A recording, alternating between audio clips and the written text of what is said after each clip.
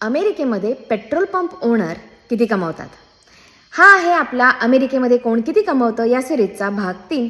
तर चला बघूयात पेट्रोल पंप ओनरला किती पैसे मिळतात. तर गॅस स्टेशन ओनर किती कमवतात हे ठरतं त्यांचं गॅस स्टेशन किंवा पेट्रोल पंप कुठे आहे. On an average gas station 1 million ते 3 मिलियन पर इयर कमवतात. आता ते डिपेंड करतं त्यांचं लोकेशन कुठे आहे, तिथे किती ट्रॅफिक आहे, तिथे किती गाड्या येतात त्यावरती. पण हे सगळं प्रॉफिट आहे का? नाही. टिपिकल जी प्रॉफिट मार्जिन आहे ना ती फक्त 1 ते 3% आहे फ्युएलवरती.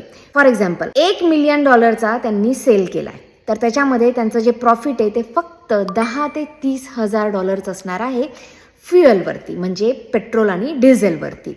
पण त्यांचा जो खरा जो इन्कम सोर्स आहे ना तो असतो शॉपमध्ये ठेवलेल्या वस्तूंचा. इथे पेट्रोल पंपच्या इथे ना तुम्हाला बऱ्याचशा सगळ्याच वस्तू त्या दुकानात मिळतात.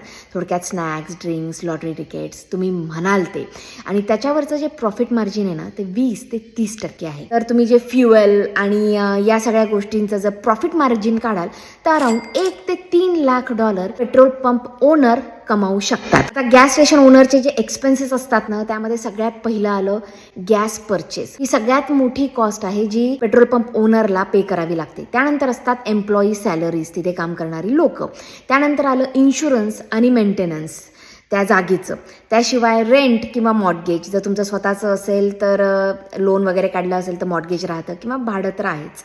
त्याशिवाय आहेत टॅक्सेस. सो तुम्ही हे करिअर म्हणून बनवू शकता का? हो, ऑफकोर्स. हाय ट्रॅफिक लोकेशनवरती एकदम प्रॉफिटेबल बिझनेस होऊ शकतो.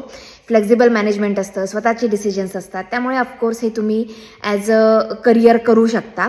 पण असा पेट्रोल पंप घेणं काही सोपं नाही आहे. हाय इनिशियल इन्व्हेस्टमेंट असतात, म्हणजे ऑलमोस्ट $1 मिलियन तुम्हाला सुरुवातीलाच इन्व्हेस्ट करावे लागतात आणि तर तुम्ही एक पेट्रोल पंप ओन करू शकता. त्यानंतर हे खूप स्ट्रेसफुल असं काम आहे. खूप लॉंग आवर्स तुम्हाला काम करावं लागतं. स्मॉल मार्जिन मिळते पेट्रोल आणि गॅसवरती. काही लोक गॅस स्टेशन ओन करतात पण त्याच्यासाठी ना मॅनेजर हायर करून टाकतात, म्हणजे एक पॅसिव्ह इन्कम चालू राहतो. म्हणजे जे काही इन्कम सगळा तयार होतोय त्यामधून सगळे एक्सपेन्सेस कट करून थोडंफार पॅसिव्ह इन्कम चालू राहणार. पण जर तुम्ही फुल टाईम ओनर असाल तर मात्र लाईफस्टाईल खूप डिफरंट असते. तर तुम्हाला काय वाटतं, हे इझी $1 मिलियन आहेत का स्ट्रेस आणि हार्डवर्क कॉम्बो आहे? तुम्हाला काय वाटतं?